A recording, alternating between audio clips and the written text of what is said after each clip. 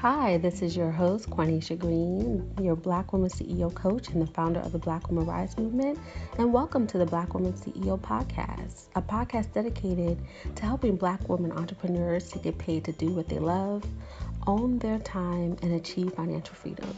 So sit back, relax, and enjoy the show. Welcome, everyone, to our Black Woman CEO Expert Series. And tonight we have Shayla Boyd-Gill, and we're talking about becoming a legacy builder. And I am your host, Quanisha Green, Black Woman CEO coach and founder of the Black Woman Rise movement. And I am excited that you all are here and joining us for this awesome call. You know, we worry about mompreneurship all the time. And so Shayla is here. So, hey, Shayla. Hello, hello, hello. I'm so glad to be here, Quanisha. Awesome. I'm so happy to have you. So I'm going to have Shayla introduce herself in a moment because, you know, I always think people are awesome when they when they do it. Their bios sometimes don't do them justice. Yeah. But quickly, the Black Woman CEO Expert Series, and this is going to come out with our podcast, is for you, right? The woman who's on path to building a business that will allow you to do what you love, right? You desire to work from home. You want to own your own time and achieve financial freedom. So in this series, our experts are going to share the essentials of what they did, right, and how they did it through the lens of their own experience.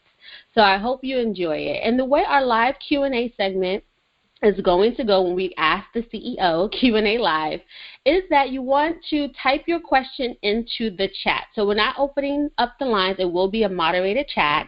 So if you are on the phone and you want to ask a question, I suggest you go back into the email with the directions and just click on the webcast option, and this way you can ask your questions via chat. And some folks sent in questions ahead of time, so we do have that. So those are just the logistics. So are you all ready to get started? Shayla, are you ready to get started? I'm ready. I'm hyped. I'm fired up. Let's go. Let's go. So just before, I guess, we jump into the interview questions, let me tell you a little bit how I met Shayla. So I originally met Shayla, I think it was in Dr. Venus's camp, right? Black Woman Millionaire. I think we both were at a Defy Impossible. I don't know why that wouldn't come out. A Defy Impossible event, and, you know, she was coaching us, and I was just looking over like, this woman is so dynamic. And then, you know, we connected online, and you popped up in the Happy Black Woman land, and you've been an expert speaker there. So I know I've enjoyed just getting to know you over the last couple of years. Yes, absolutely. So it's definitely, we've encountered each other several times, and that's what happens in this world that we both kind of swim in, and it's been a joy. There's you know, it's no excuse for us not getting together and having these conversations now. So I'm excited that you invited me here to be a part of your community and to share my little bit of knowledge I got for you. Awesome. Well, thank you. Thank you for heeding the call. You know, I really want to make sure that we are creating a space for Black women CEOs. You know, we're underrepresented in both corporate and business leadership. So it's so important that we create these spaces where we can learn from, you know, our sisters who are ahead of us, right? Our multiple 5-figure, multiple 6-figure sisters, as many of the women here are just starting their journey or in those early startup phases. So thank you for that.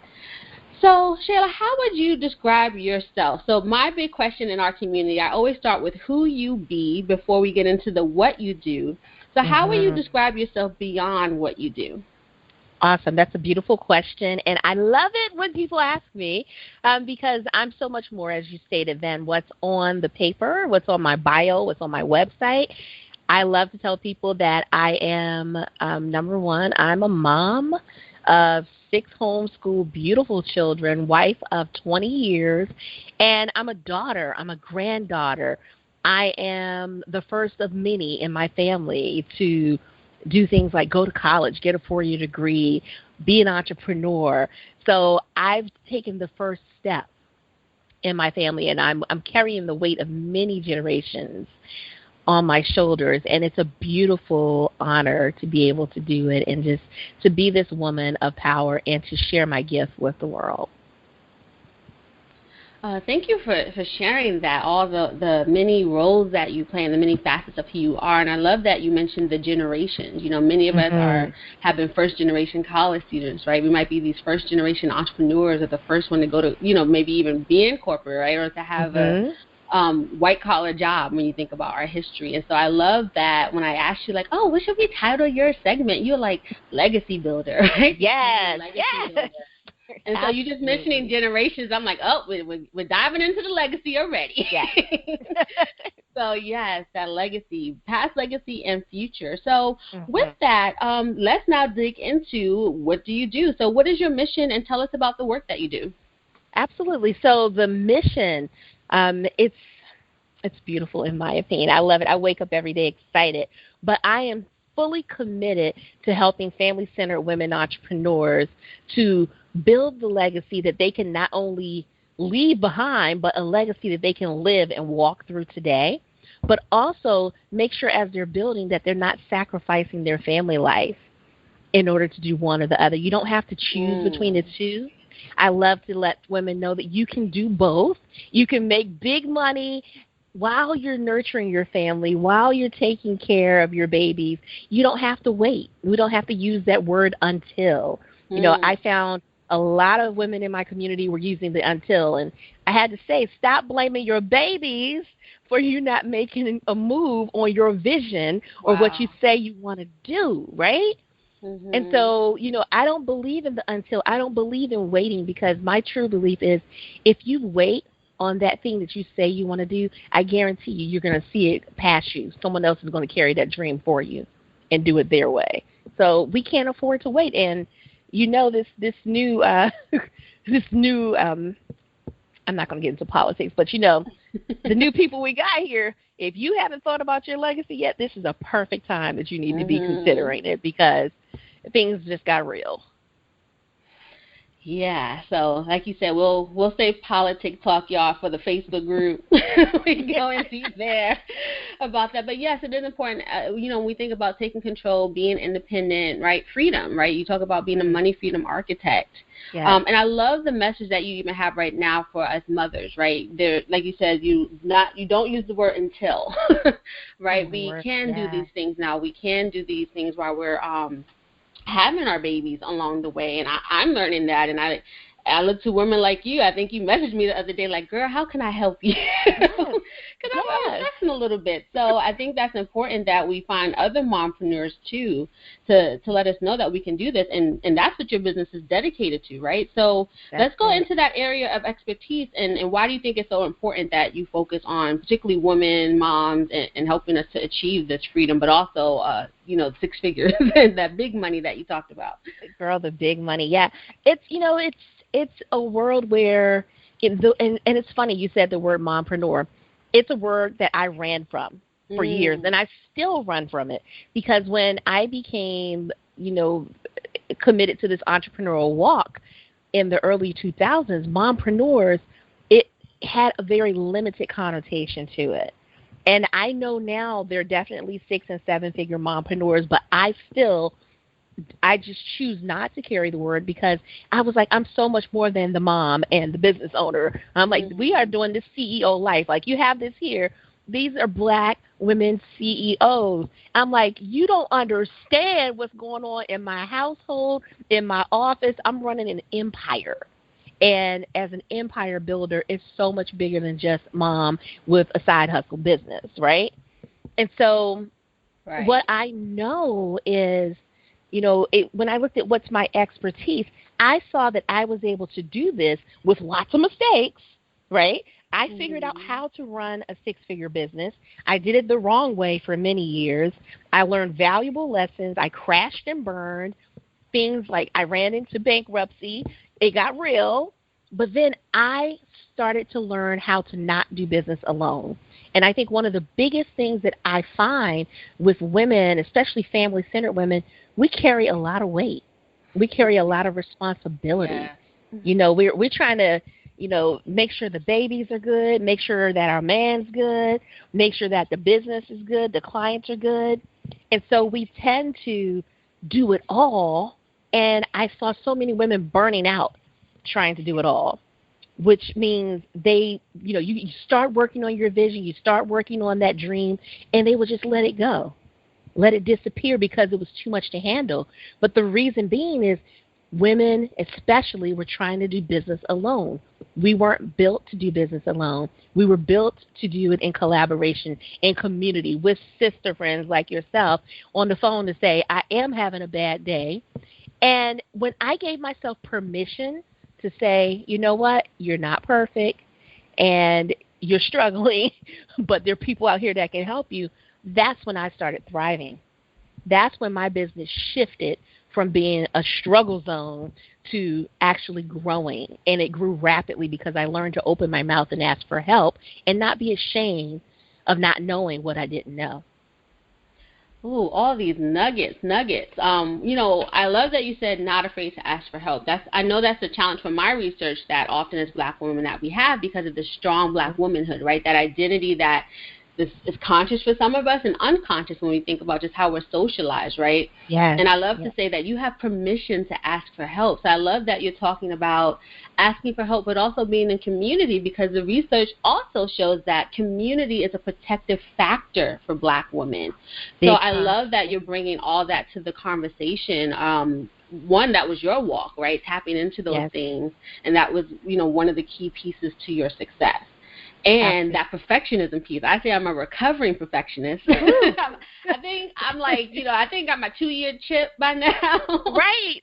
I mean, and it's a common barrier to success. I'm sorry, go ahead. It is a common value, and it's something that we carry, but perfectionism will stifle you. It'll stifle your growth because you'll continuously go over and over something trying to make it just right, which means you'll never leap. You'll never take a leap to do what you really need to do because you're trying to make it just right by yourself. It doesn't work. And it's like, how many times will you go through that cycle before you decide maybe there's a better way? Maybe someone else knows something and I could save years on my calendar and on my watch by learning from someone else. Oh, I love it, right? The mentorship that's so important on this walk. So thinking about, you talked about the community reaching out. So how did you really come to this point in owning your role as an expert as well as a CEO? Like when you're like, I'm in this. I love you said I'm building an empire, right? Yeah. So when did you even start to take on that mindset versus just like, oh, this is a side hustle or just something I'm doing to make some money on the side? I believe in 2010, after I filed for bankruptcy, and I started hiring help. I hired mentors, business coaches. So that 2011 to 2012, I was in different courses, working with different people, and really refining what I was going to do in my business. I had an existing business, which did well, but it was wearing me out. So I had to refine what I wanted my life to look like, what I wanted to be able to say to my children, this can eventually be yours. And what did I define as freedom for myself? And when I really looked at those things and started being supported, I realized that, there's a better way. There's a better way. There was a shift that I had to make. And it was a conscious shift of recognizing, like going back and being able to recognize my role that got me to the point of where I was, and then the shift of being able to be a visionary to see where I wanted to be and being just literally hell-bent on getting there. And it was but literally I had a Malcolm X by any means necessary moment. And I said, right. what was at stake for me wasn't big enough before. Okay, so that side hustle or just making some money, I didn't have a big enough vision. It was just enough to keep your bank account happy, but the reason the money did what it did and the reason I ended up in debt, I didn't have anything big enough at stake. My vision, and I tell my clients this all the time, if your vision is just a dollar amount, you're going to crash and burn, you're going to give up. If you're doing business just for the money will make you happy in some areas. You can do things, but if it's just for the money, the vision's not big enough. So I had to look and say, what can I do beyond the dollar? What you have to ask yourself, what would my life be like if that money was there? What would it allow me to do? And then I looked at what's a vision, what's something that I would want to reach for way beyond that dollar amount that will keep me committed. And once I got into that committed space and I chose what would make me stick, that's when I shifted from just being this business owner to being a CEO. And that's when I started my conditioning of saying I'm building an empire. And I wake up every morning now. It's not just, I got to go and make some money for my business. No, I have an empire to build. And so I don't allow the excuses that I get. I got some sexy excuses that like to come through, but I can put them in check now because my vision is much bigger than it was before. I love that. One thing I'm known for saying is that vision propels. It propels you. And like you said, it has to be big enough. Just to maybe add some context, I know sometimes we say vision, and for some people that could be woo-woo, or you're like, how do I create a compelling vision? Yeah. I'm not sharing what yours was at that time, so then maybe you can give an example of, what isn't a vision that propels? I know it's different, it's personalized for everyone, but what was that, big one for you that you were like, that's it right there? Right. And so I took my vision, and we'll use the vision or dream or goal. I took my goal outside of my household. So initially it was I want to be able to send my kids to school and not have student loans and things of that nature. And I said, well, what can I build beyond that? There are communities in my area that I want to develop. I want to develop entrepreneurial centers. I want to be able to send other children of color to schools and educate them and be able to invest in their businesses. So I want to be able to have annual commitments to a segment where I can say I have 5 girls in school, I have this many girls in this this organization that we started. We built this center over here. So I know what it looks like. I have already designed what I want it to be, and I'm ready to build. So I know what kind of money needs to go towards my vision. It's bigger than me. If you want it to really stick, Juanisha, I tell people, if you have a crazy goal, tell somebody and have them hold you to it. Right, that accountability. We will often dream it and keep it in our head because we're too afraid to vocalize it. But you have to you have to design it in your head first, then you got to speak it so that you can breathe life into it, and then you actually have to put the action behind it and actually do it.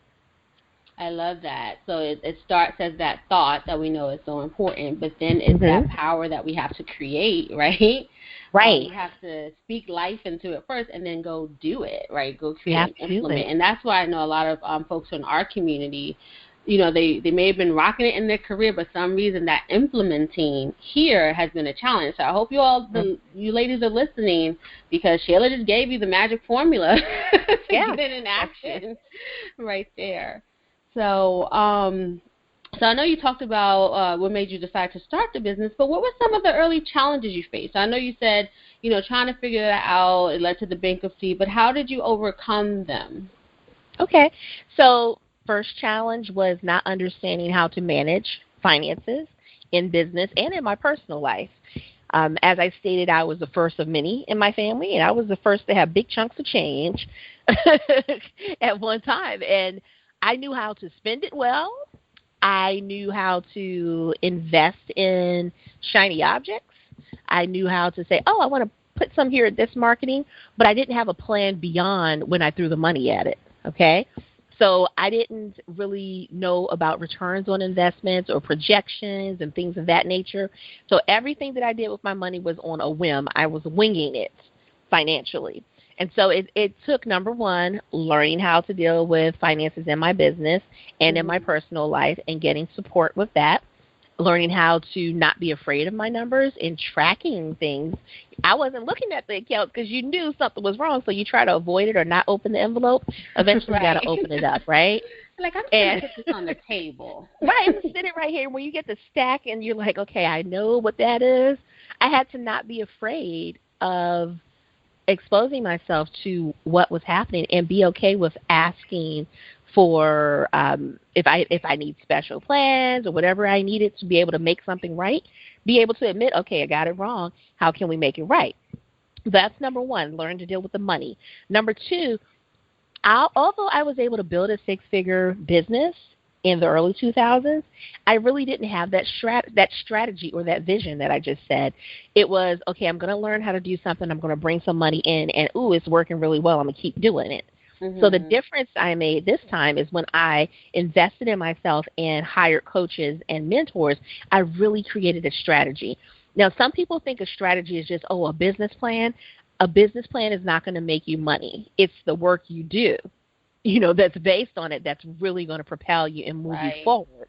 So many people will invest a lot of time and sometimes even a lot of money in business plans, but I'm like, why don't you get into action, do the work first, and then you can come back, or you can have a one-page business plan. If you're looking for investors, that's a different story. But for most, if you're doing something service-based, is based on you, you better get your plan into what you're going to do and then figure out the rest later. So I really got a strategy that worked for me. And we know there's so many that are out here. So it was being laser focused and finding one and really fleshing out one. And then once I exhausted that, I went on to the next thing. A tip is, don't put your foot in too many pots at one time. There's so many things that are being sold to you that you'll try to do them all at once, and you won't really effectively do one at all. You won't be efficient in it. So master one thing, then move on to the next thing. Okay? I love that. Finances and strategy. I love that you talked about the focusing. And you probably, I know you've been around for a long time, so you heard this acronym of FOCUS, the focus on one course of action until successful. Yes. You are obviously a multi-passionate, multi-talented woman, and so are the women who are listening, right? And we've been rewarded for that, right? To keep doing and to be on all these committees. But in your business, that's a detriment, right? When you're pulling yourself in too many places or trying to do too many strategies, And when I started my business, I said, I was going to be a coach and an author and a trainer. And then my coach said, Quanisha, I want you to focus on one thing until you get results. So I love that you said that of just like honing and then mastery, right? Mastery is that that consistent action that you're executing, right, until you see the results. And then, like you said, then you can move on from there. Yeah, and it takes patience. You have to trust yourself in it because so many people want to move fast. And I know, you may see marketing that says do this in 60 days and 30 days. No, what you're not seeing is the story of how long it took them to get to the point of mastering that thing in 30 days or 60 days. So you have to be mindful of what's being promoted and be really discerning about what your journey is going to be, and be okay with saying no and not feeling like you're missing out on things. I had to really learn in the beginning to say no because not all opportunities were good opportunities. Even though if they sounded sexy, they were not for me. And I just had to sometimes, one of the things I did is I have separate email accounts some for marketing, some for newsletters, some for my core clients. And some email accounts, it's like, don't open it until you get your work done. Once you master your work, you can open and look and see what everyone else is talking about. I love that you're talking about this already, because the next thing I was going to ask you is how do you set goals, execute, and stay focused? And so you're already sharing some of those tips. So the separate emails, right, not being discerning, right? So when we see those Facebook ads of how someone made, 6 figures in 30 days, like it might have taken 3 years to learn that. Right, exactly. And maybe they're still giving you the fast track, but that doesn't mean you're going to do it too in 60 days, right? So being discerning. Absolutely. Discernment will keep money in your bank account. I'm going to tell you, it will keep you empowered. And I know, even myself today, I'll find myself looking at social media and I'm like, oh, that looks good. And I'll have to say, so why do you really need that, Shayla? What's not working that you're wanting to fix? And I'm like, oh, well, it's not that something's not working. It just looks great. But is it a distraction? That's a big question I put for people. And I think I put that on my Facebook page yesterday. When you're deciding on something, you have to ask yourself, is this a distraction or is this driving me towards my destiny? Do the litmus test. If it's and you have to be honest. It's just a distraction. Just leave it on the table. Leave it there and come back to it later.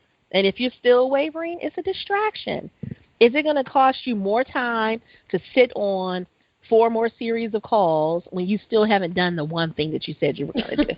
Right. That is important. Right. We another common barrier to success is overwhelm, and sometimes we have that overwhelm because we keep consuming. Yes. So I love we have a serious habit. Yes. And can you talk a little bit on the trust? I know you said to trust yourself. How would you suggest someone even does that? Like, what does that look like for you? I think that's a really important thing to maybe highlight right now. The trust is a big one. For myself, it was trusting that I have everything that I need.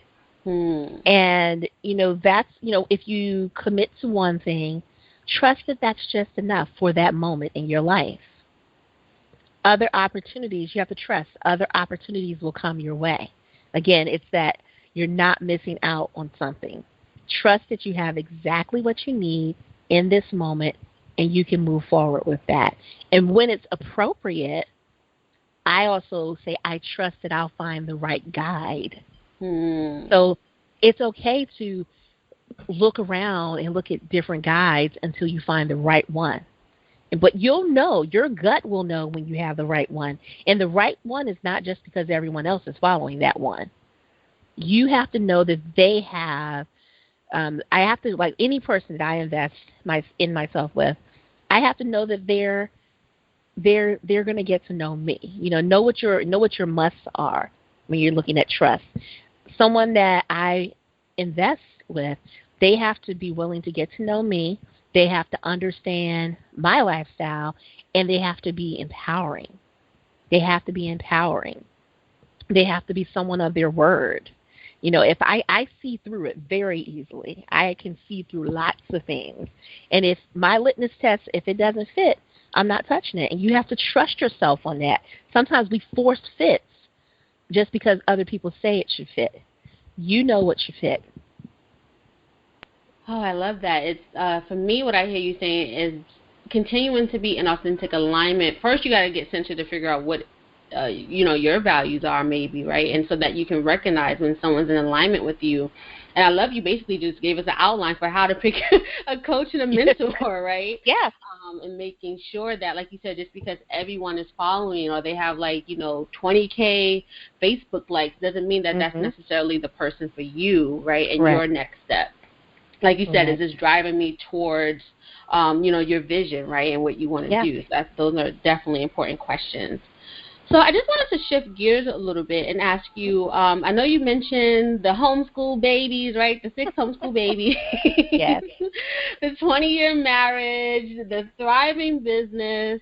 How have you integrated work, business, life, self-care, family? Because I know you're a speaker, right? You do your own programs, you do your own events. And I know you said to focus on one thing at the beginning, but how have you come to create, your own integration of all these things together?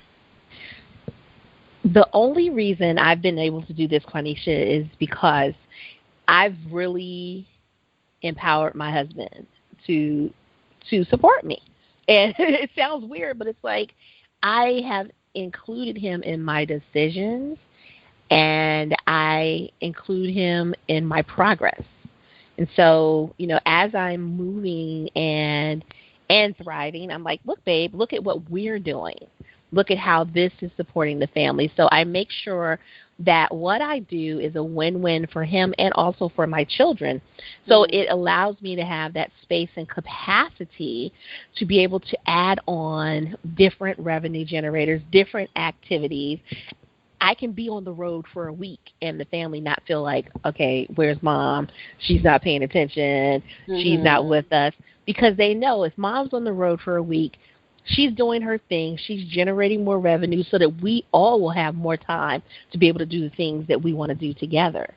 So they support me in that. And I just created the conversation around building this empire. It's a part of our household. I'm creating other empire builders within the household. But the other key, Quanisha, is I am nurturing my relationship with my husband. He did not marry a CEO. Okay? He married someone that he loved. He wanted a wife. He did not say, I want a CEO. So I had to integrate that into our relationship. That is an important distinction.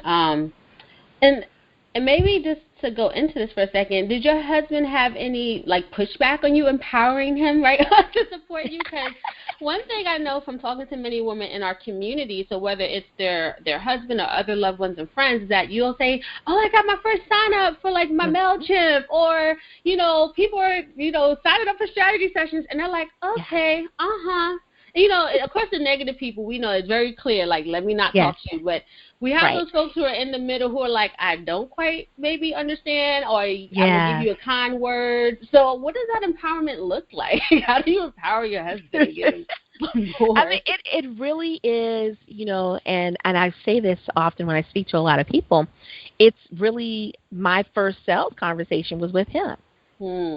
It's, selling my vision. And this is when I had to, before when I had the birthing business, it was selling the vision of supporting women, helping them having empowered births, and also supporting the partners that support them. And I brought him on board for that one because he'd done such a fabulous job supporting me. I'm like, man, imagine if you were able to support these dads and they were more involved with helping the women. And so I kind of integrated him into the business, and he enjoyed that role, because he was proud of what he had done. But with the coaching piece, when I started switching and shifting to the coaching piece, I had to really marry him into the concept of I'm supporting women. I'm helping them to build empires so they can support their families more, and they'll have the time to be with their families, to be with their husbands. And I'm like, babe, you know what? I'm not doing the birthing thing anymore, but this is allowing me to spend more dedicated time with you. And again, it was the win-win. You have to share the win. You can't go to them with just, I'm spending all this money in my business and I need you to support me. They can't hear that. Girl, they cannot hear it. Right. If you go with straight, it's $10,000 and I'm going to be busy 5 days a week. Who wants that? That's not what they committed to. Right. So I had to show up, and I'm always being grateful. I'm always thanking him for his support. I'm always, I don't try to buy his support. I just thank him and include him, and I show him, because I've had this much time to do this, look at what I've been able to accomplish so that we can do this. And he sees it. Now he's like, don't you think you need to get back on that call? How many more people you going to call today? I was like, really? We shifting roles now? But he's empowering already. Like, I was trying to take a break, but okay. But he gets it. He gets it. And I find that, he even speaks to his friends about what I'm doing. He speaks highly about what I'm doing. But that's because, again, I've included him. I've not isolated him from it. He doesn't have to guess, is it working? He doesn't have to guess, when I'm having one of those days like, oh, my word. The other thing is I don't bring complaints to him. Like, I may say, wow, this was a long day, but I'm not coming in the house saying, oh, my business is this gets on my nerves, because they'll worry. If you worry them, of course they're going to say, maybe you should do something else. This isn't working. So that's why you need that community. Remember we started off with that community? Yes. That's why you need your community. You take that to the community, but you don't bring that home, because if you bring that energy into the house, people worry. And in their worrying, because they care, that's when the energy will shift to maybe you shouldn't do this. Oh, I love this. My marriage is not in trouble, but you just saved me. This advice. Yeah. Really, at the heart of it is communication. It's communication. And I noticed that I've been communicating, but it's been oh my gosh, this is not working, or that is, it is the complaining. But I love that you're saying, show gratitude, show appreciation, figure out what they value too, or what you all value as a couple, so they can see the win-win, know that this is also in benefit of the family. Yeah. And then knowing that for us, when we do need to vent, right? So one is still honoring your husband or whoever your partner is, by not having them worry. Let's do that in a space where there's other entrepreneurs, right, who understand that walk, or can give you strategy, or they just know, like, okay, you need to vent and get the energy out. Let us know when you're ready to move forward. Exactly. Oh my God, that was such valuable advice. And here's the last tip. Let me tell you, don't take your business to the bedroom. Just don't take it to the bedroom. That's not the place for it. No business in the bedroom. You want to take other business to the bedroom. Take other business. Not your CEO business. Right. Other business. Another kind of CEO, but don't try not to take the business to bed with you. Be able to literally close shop when it's time to close shop. And I put in my house, because there's so many of us, I kind of put a closure. Okay, mom's going to be finished working at this time today, and I'm done. Oh, this is such a great conversation. I am benefiting from this hugely, and so I hope you are too, our Black women CEOs out there. So just going to shift gears as we start to close, and really get you to share maybe some of your additional words of wisdom for our listeners. So Shayla, what is one piece of wisdom you would share with the woman who is frustrated building her business but desires to become this rock star CEO, right? Or another way to think about this is, what would you wish someone told you when you started your journey? I'm going to go back to the piece in the beginning. The biggest tip is don't do it alone. Whatever you do, don't try to do business alone. Don't make it a solo journey. Just because they say you're an S-corp or a solopreneur, don't take it literally.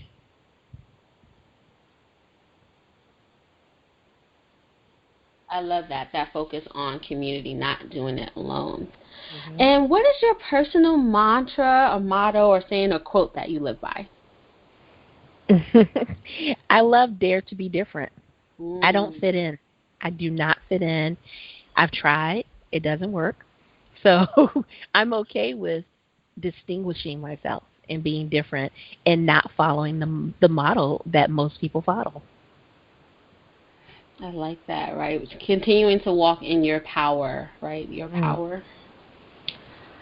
And our last question here before we get to our Ask the CEO Q&A session, what's the one success strategy or tip you would give to women who are in the early phases of building a business? I know you said so many, but I guess if you can articulate one or two or summarize them in a sentence again, just so that we have that. I think the number one thing that I would suggest is that you really define and distinguish who you want to work with. And the reason I say this is because a lot of people are afraid to claim a segment. You think like you're going to miss out on something if you claim a segment. So if you heard me say, I really talk to family-centered women entrepreneurs, I put money in my marketing towards that. However, there are other people that will come to me that are not family-centered women entrepreneurs that I can work with. I just don't put money on it. So be okay with distinguishing yourself and being known for something that I can tell other people about on your behalf, so I don't have to guess what it is that you did or who you do it for. I love that. It's still that idea of, or the concept of clear communication. Right? Everything is communication. It all goes back to it. I love it. So that is you can say the end of our formal interview, and I would like to open up the opportunity for all of our listeners to participate in the Ask the CEO Q&A. So once again, the way that we do this is that you can come onto the chat. So if you have the email, you can click on that link, and we are taking questions in the chat. And because I want to honor Shayla's time, I'm going to actually set my alarm for 10 minutes, if that's okay with you. Okay, great. Just so that we can make sure that we're not going over, and because I know she has important things to do. So one question that came in was, and I think this is really highlights a lot of the things you talked about, was how do you keep believing in your vision even at those times when you're not making a profit? The best method that I've been able to use is having at least one or two of my sister friends that are peers in the entrepreneurial world that will hold me when I want to fall, that will give me strategies that we can share our gifts together, and people that will say, if that's not your wheelhouse, Shayla, let's get some help.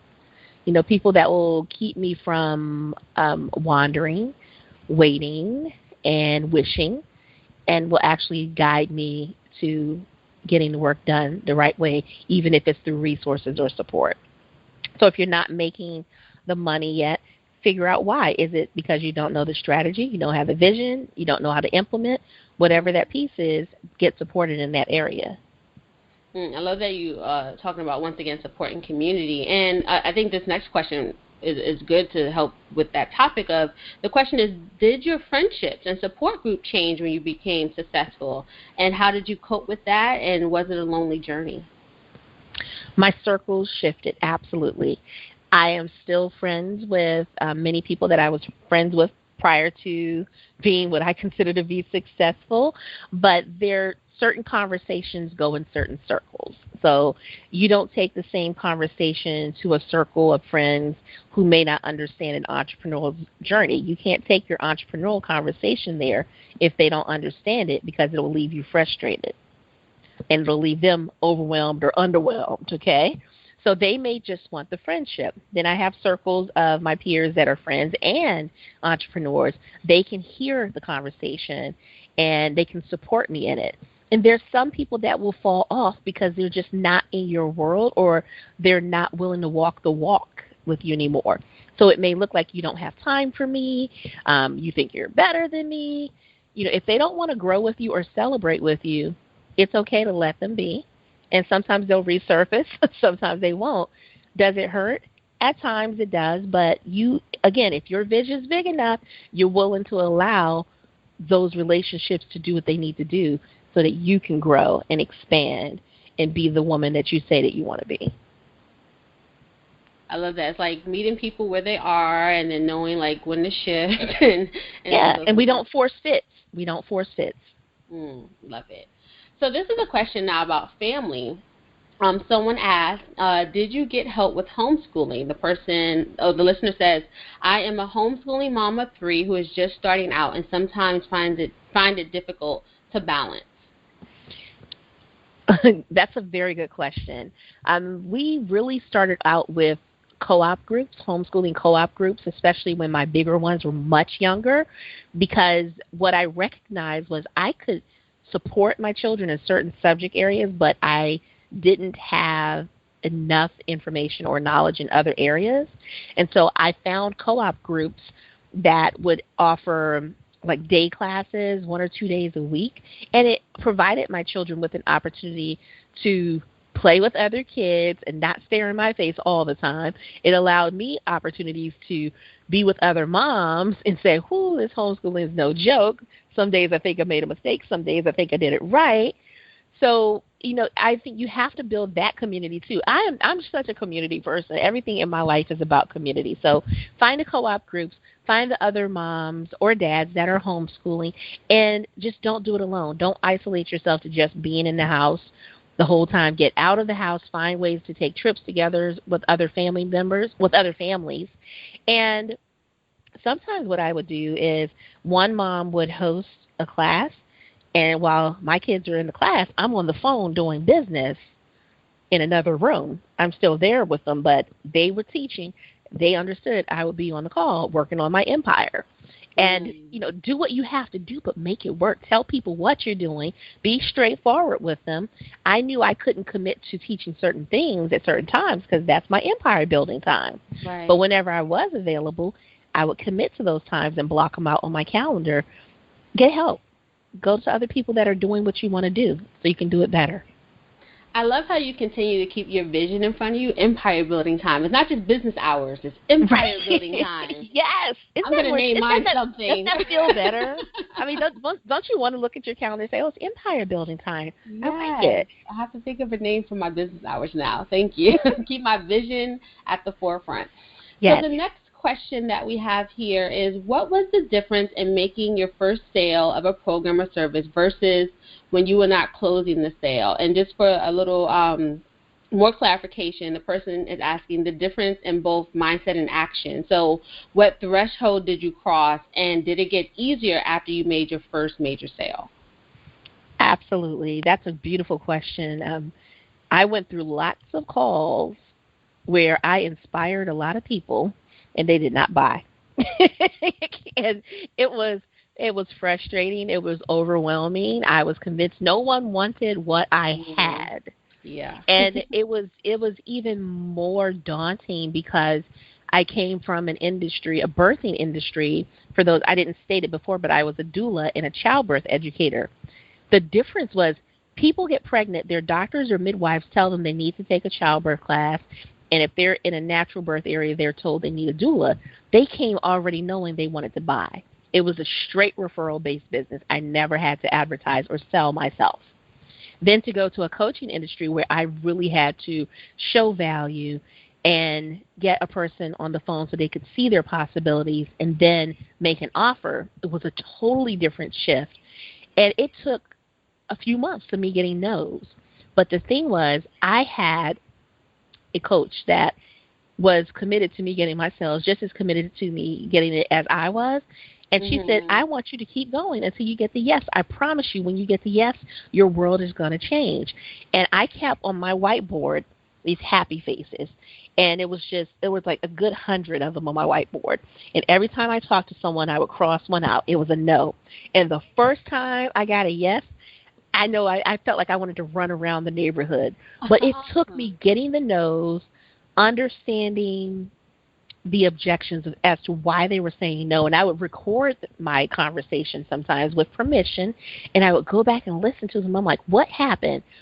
What shifted? Because we were good, and then it was a Mhm. no. So it was learning. You have to learn what converts on your calls. And also it took refining who I was making offers to. At Mhm. first I made offers to everyone, and that was a problem. Everyone wasn't for me. And once I really got my system down to how to do my calls and getting a person to their yes, I was more confident. I was more selective in who I chose to speak to. I had a strategy. I didn't wing it on those calls. I really did have a strategy to each call, and I followed my strategy. And that's when my numbers shifted, my conversion shifted. So for whomever asked the question, keep going.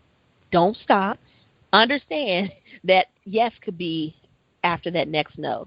So you Mhm. cannot stop. Most people will stop because they don't see that change. And you stop right before you get to that blessing of that yes. So keep going.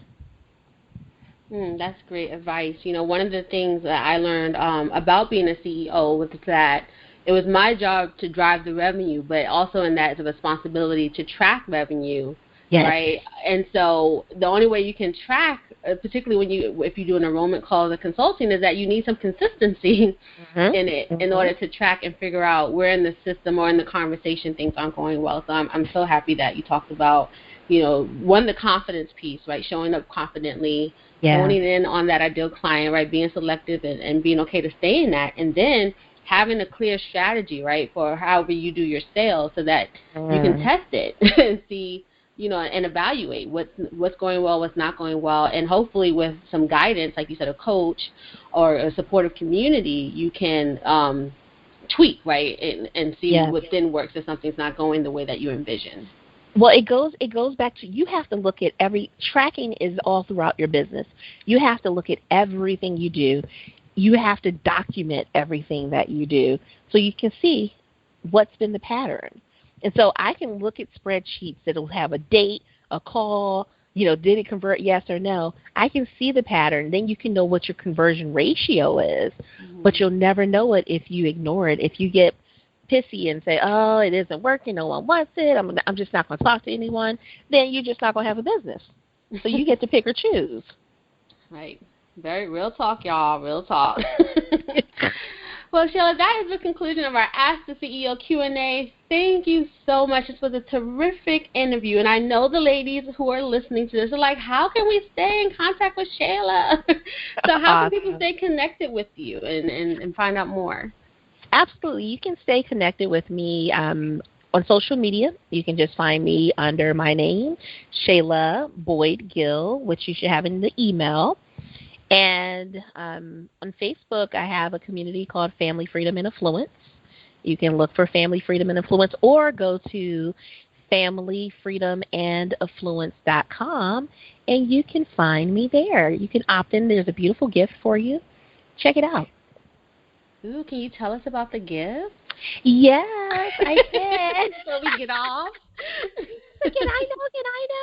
Yeah. So I have a gift of the 7 pillars for building a successful business, especially for family-centered women entrepreneurs. So jump on there, check it out, familyfreedomandaffluence.com, and give yourself, let's go back to permission. Give yourself permission to get some better strategies to win and do the things that you really say you want to do. Let's show up. This is our year to show up powerfully and finally, once and for all, win. Awesome. So I encourage you all to go over whenever you're listening to this and go and grab that free offer. That sounds awesome. So thank you for sharing that. And so everyone, this is the conclusion of our Black Woman CEO expert interview with Shayla Boyd-Gill. I got so much out of it, and I hope that you did too. Whether you have a family now or you're looking to have one, she shares some really great information and just walking powerfully, right? Build that legacy, be empire builders, right? Have that compelling vision. I hope you enjoyed today's episode. And for more Black Woman CEO wisdom and expert tips, please visit blackwomanceo.com. So this is your host, Quanisha Green, signing off. Until next time, remember, power is the ability to create your reality.